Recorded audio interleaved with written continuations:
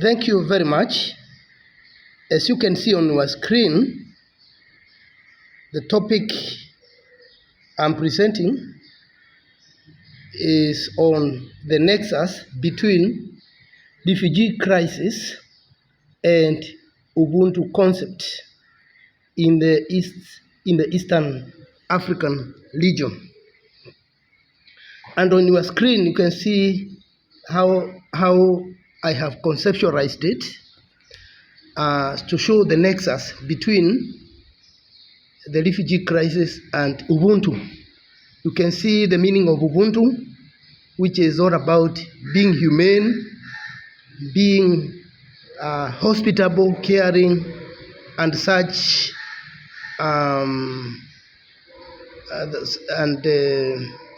such virtues, as opposed to uburuane or unyama, beastly behavior. Then the other side of that diagram, to show the nexus, there is persons of concern who are refugees or immigrants or internally displaced persons or stateless persons. That is, refugees or immigrants, we had 15.2 million by 2008. Internally displaced persons, IDPs, we had 26 million globally in 2008. So we had more IDPs than refugees in 2008, and that's how it is today, 2023, only that the numbers have shot up. There is also another number that we tend to ignore when we are dealing with migrants. You talk of stateless persons. You take, for example, Kenya. We had the minority, the Shona from Zimbabwe, the Makonde from Mozambique, the Indians, the Rwandese who left or who migrated to Kenya during the colonial era, and they were given Kenya's identity cards. They were recognized as citizens. Just the other day, 2006, the Shona of Zimbabwe who are living in Kenya as a minority were accepted as Kenyans in 2016, and the Makonde in 2021, and others like Rwandese, same year, 2021. You can see all those are the people who are forgotten. When we talk about migrants, we tend to forget the SPSs, or the stateless persons. They are there all over the Africa. We have such minorities who are byproducts of the missionary and the colonial enterprises. We also tend to forget people who are oppressed, who are actually the majority of people who are not happy in Africa, internally displaced people, who are even ignored sometimes by UNHCR. And they are ignored because it's assumed it's internal problems, they can solve it. So when you ignore IDPs and they form the majority of displaced people, they are more or less like migrants or refugees, you kind of hurt the very society that you want to help. The other element is the role of UNHCR in Ubuntu. There's a lot of Ubuntu display in UNHCR. And of course, there are 6 organs: the General Assembly, the International Court, the Secretariat, the UNICEF that looks at the plight of children. There is also the trusteeship. There is also Economic and the Social Council. All these 6 bodies, they also have a role in Ubuntu, especially the UNICEF. There's a lot we can see with UNICEF and UNHCR, directly the UNHCR concerned with the refugees. They do very good job. The other one is the indigenous dimensions of looking at Ubuntu.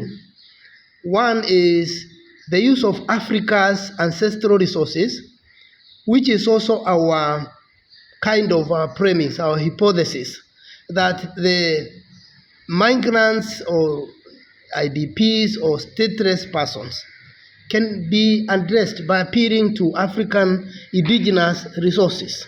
They are very critical in trying to understand the migrants, the IDPs, the stateless persons, because they affirm the Africans' ancestral resources. They are those that affirm humanity and common dignity. Number two, Ubuntu is all about elderhood and display of maturity. And even youth who are not around to rule in Africa in ancient indigenous society. And you can appeal to such resources because unless they are initiated to adulthood, so that they are elders of the community. And an elderly person displays responsibility. Number three, about Ubuntu, is sacredness of cosmology. The cosmos, the universe, is seen as something belonging to God, hence held with the sacredness it deserves. And that's the reason care is seen as a godly duty. You see the psalmist saying the earth is the round and all that there is in it. There is also specialists who are called priests, rainmakers. They are also diviners who are specialists. They are also medicine persons or practitioners in indigenous Africa who also display Ubuntu. They offer leadership to make a better society. There is also the warding of metaphysical challenges, for example, evil powers, evil spirits, divisive beliefs, and division of people. You look at xenophobia, for example. You look at negative ethnicity. Some like to call it tribalism. I prefer negative ethnicity. All these, particularly the ones which are metaphysical, they had a way in which they were warded off by the specialists who offered leadership. Generally, it's all about, Ubuntu is all about responsibility. It's all about responsibility to the cosmos through acts, through utterances, our hospitality, our conduct, our rituals, all these. Now, the next thing is to look at the demographics. You look at 2008. I've used 2008, but the figures have not changed. In 2023, they have not changed much. Afghanistan leads globally, or led globally, with 64 million in 2008. Iraq came second at 1.9 million refugees. When you combine Afghanistan and Iraq, you get 45% of the global refugees or migrants. When you come to Somalia, in 2008, there were 561,000 refugees from Somalia. And this increased by 23% as we went on, as we went along, it increased. Now, Sudan in 2008 had 419,000 cases, and it decreased by 20% after Ubuntu when they appealed to Ubuntu in a sense, and there was signing of peace accord, and the peace accord of 9th July 2011 gave birth to the Republic of South Sudan as the 54th African nation. That's the 54th African nation. Now, there is also Democratic Republic of Congo at 368,000 refugees by December 2008. Sub-Saharan Africa generally had by 2008 it had 2,257,100 refugees. That is 2.3 million refugees by 2008. And most of them came from my area, that the Great Lakes region and the so-called Horn of Africa. That's where most of them came from. So generally, you can say in these demographics that developing countries produced 80% of global refugees. Now, let's now go to post-colonial African situation so that we contrast Ubuntu and Uburuane. the care and the don't care. I mean, the humane versus beastliness that obtains when looking at the migrant situation in Africa, where people have failed to uphold the ideal gift we can bequeath to the whole of Africa and really messed it from within. Now, in 1960 onwards, when independence came to Africa, started coming from, you look at Ghana, 1957, other countries, 1960, quite a number, 1960s, a lot of African countries that got independence from the colonial regimes. You can see Uburuane, too much of it, or beastliness, where there is always a lot of violence, foreign induced sometimes. There is also rockery made by dictatorships, assassinations, political, social, economic meltdown, terrorism, banditry, electoral malpractices, right presidents, coup d'etats, mercenaries, neo-colonialism. All these are forms of Uburuane, which contrasts Ubuntu. Now, there is also what we call in the post-colonial Africa, the so-called lost decades, not one, quite a number. Because here we have shattered dreams as the African governments fail to implement Ubuntu in their respective governance.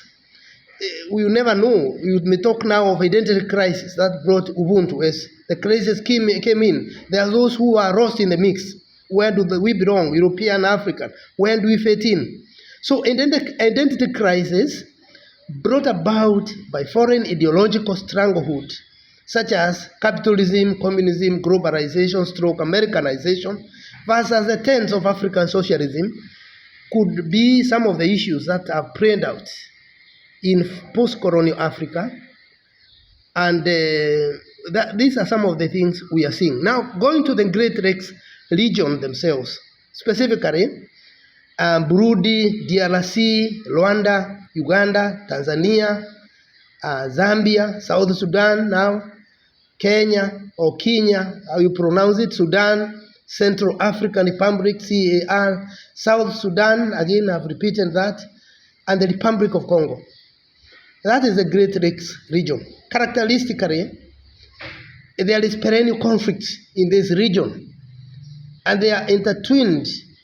I mean, you can see all that, as some are rooted in colonialism, as others display post-colonial failure to uphold Ubuntu. The fall of Somali's strongman, Mohammed Said Barre, born 1910, died 1985. He was overthrown on 26 January 1991. It had the Great Lakes region, and it didn't the Horn of Africa, I mean Eritrea, Ethiopia, Djibouti, Sudan, again South Sudan, and Somalia. It had it further, and it ended in massive refugees in the Dadaab camp, which was established in 1992 in Kenya, and it is there to date. Now, over 200 asylum seekers were in Kenya by 2020. Now, there is something. Fighting in Sudan led to establishment of Kakuma refugee camp, still in Kenya, northern Kenya, or in the northern Kenya, in 1982, northwestern Kenya. And Kakuma, by 2018, just the other day, had 185,000 refugees and asylum seekers. Yet, by 2011, the Republic of South Sudan was born, meaning one was expecting that it will die, but internal quarrels in Sudan ended up with more migrants to Kenya, to Kakuma refugee camp, one of the biggest. There's also Kakuma camp hosts. Kakuma camp hosts 19 countries, which include South Sudan, Burundi, Somalia, Ethiopia, DRC, Eritrea, Uganda, and Rwanda. Over 80% of them are women and children, according to the statistics that we got from UNICEF, which also has its role in Ubuntu. Now, there is now refugee camps and IDPs in Uganda. You may think this is a Kenyan matter. Not at all. It's for the two regions, the Eastern Africa. There are quite a number of these, but we have sampled a few of them.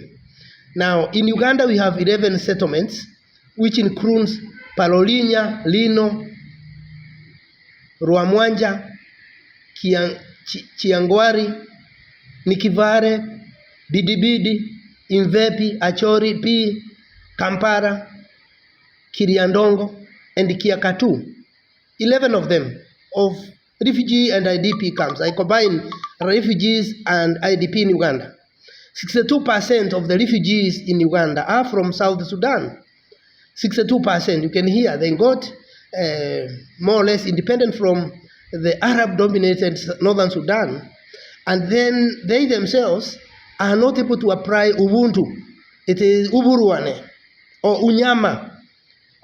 Eye for an eye, tooth for tooth, foot for foot, endless rhythm. 29% comes from DRC. Okay? By December 2018, Uganda was hosting the largest number of refugees in Africa, a figure that stood at over 1 million. Now, in Uganda, over 853,000 IDPs, internally displaced people in Ugandans themselves. They were there, almost 1 million Ugandan IDPs within their own countries, in camps, makeshift camps, by December 2008. After over 600,000 returned to their villages. Of course, this is out of violent attacks by Joseph Kony's quasi-religious militia, Ron's resistance army, on the people of northern Uganda from 1986 to 2008. Once brought the figures to 1.8 million out of that 1 million Ugandan population. Out of a population of that 1 million, a very small country, there was already 1.8 million, a very sad situation. Now, Ubuntu gesture of Kony and government in 2006 got them out of the 13 camps, or should we call them 11 camps. Now, you can see this is Africa, East Africa for you. Shows that we have quite an issue. We have a bone to chew. There is IDPs now in Kenya. Now, post December 27, 2000 elections, electoral dispute of 2007, December 27, Kenya held a general election, upon which there was a huge dispute between Raila Odinga and Mwai Kibaki, who was declared the winner by the Electoral Commission. Out of that, 400 to 600,000 IDPs were spread all over in makeshift camps. That is something never seen in Kenya's history, apart from the Mau Mau times in 1954 to 56 to maybe 1960, when people were put by the colonial government, like in the time of Nazi regime in Germany of 1930s, they were put in what we called 854 villages, concentrated camps, in order to stop the freedom fighters who were operating from the forest. Now, UNHCR does not make a mandate to protect or assist conflict generated by IDPs that stood at 26 million by December 2008. This complicates the IDP matters because it's assumed IDP is an internal problem. They can solve it. They have a sworn-in government. Why should we go there? These are not refugees. That's a mistake, because if you compare 15 million refugees vis-a-vis 26 million IDPs in the same area, globally, you may find that refugees are less than the IDPs. So there may be that there is a very big wound itching in African soul and generally the global society that is assumed to, that we tend to assume it's not there. It is there. Now, since January 2006, however, UNHCR began to get, display some Ubuntu among the IDPs, and there are pockets of, support that we find since that time. Yeah. So that is it. In the Kenyan situation, of course, it ended after there was the gesture that the leaders displayed when they shook hands, or they signed an accord that put both the opposition and the part of the government together, and the Raila was made the prime minister as President Kibaki remained the president. Of course, that was after the intervention of UN and Dr. Kofi Annan, who was sent to bring some sanity in the country. Now, there is also the last group that I mentioned, the stateless persons. Another one, another thorn that we talk about migrants and refugees, and we forget about these minorities whom God so much loved, whom we know they are people like anybody else. Stateless persons, it refers to ethnic minorities who migrated to designated areas in Africa, for example, and were unable to return to their ancestral lands, but remained largely isolated in their respective host countries.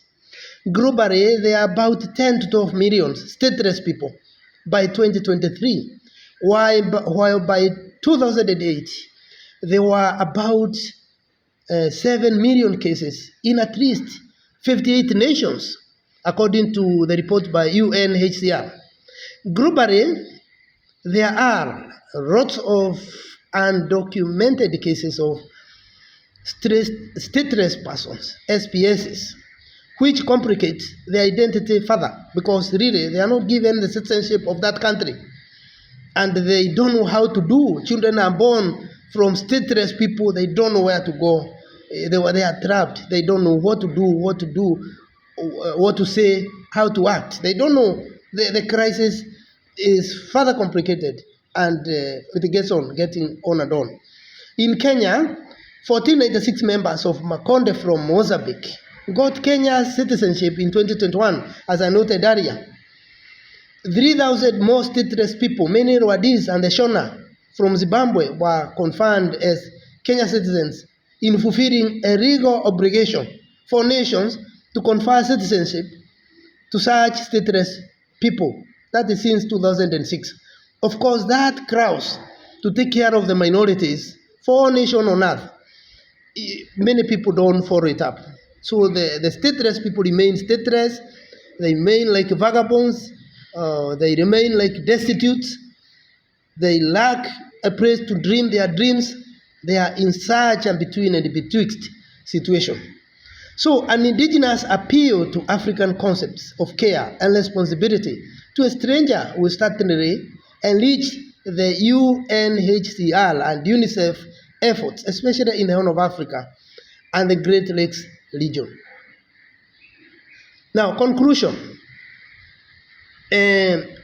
We have to uphold Ubuntu. There's no shortcut. We have to appeal to the African ancestral resources and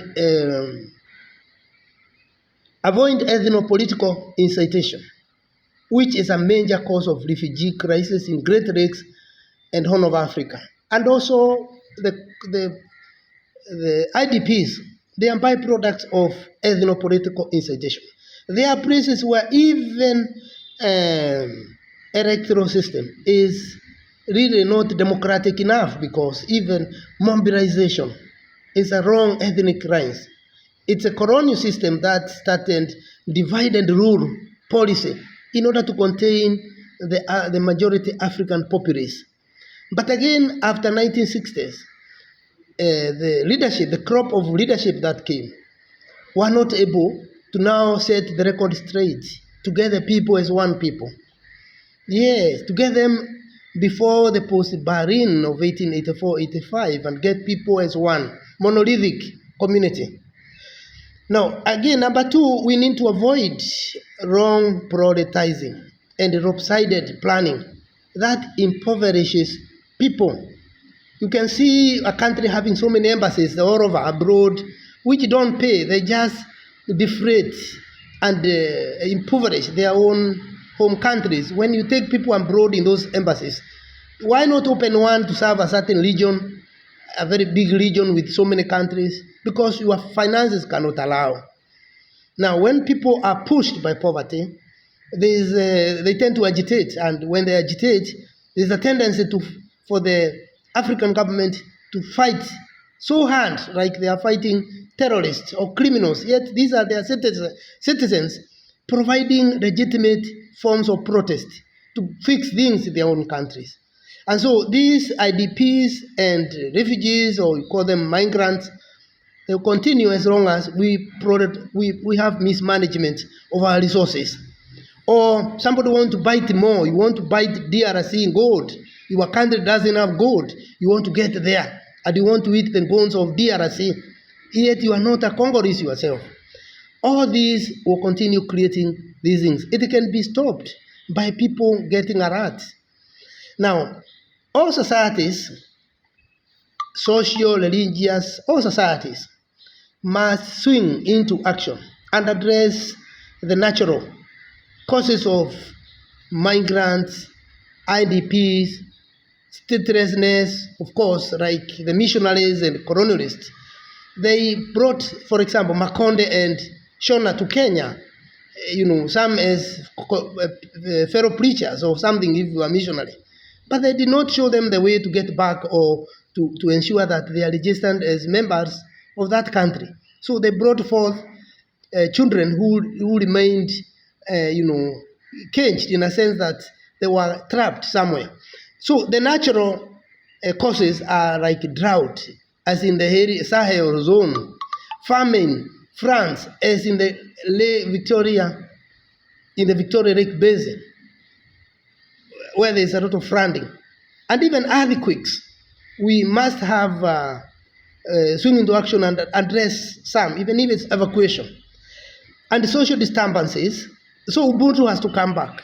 Even the role of religious institution in providing relief and also partnering with the government and NGOs and international bodies like UNICEF and all that, to get people in school.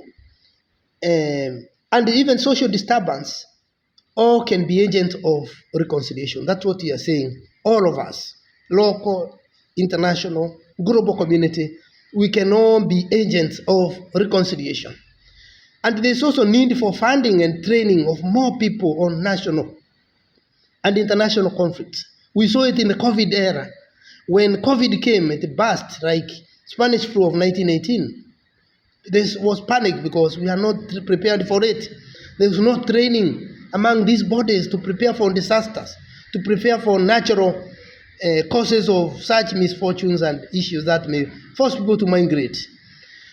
Also, fixing the economies will also stop people from becoming economic refugees and suffer xenophobic attacks, as we saw in South Africa. There is also upholding responsible citizenship. If we are responsible citizens, we will be concerned for the other. We will not see the other member who is not of my clan as an enemy. There is also appealing to indigenous resources, the resources of care, stewardship, love for the cosmos. This will do as we did in ancient times. We can do it. We can do it. Come, let us remake Africa. Thank you very much.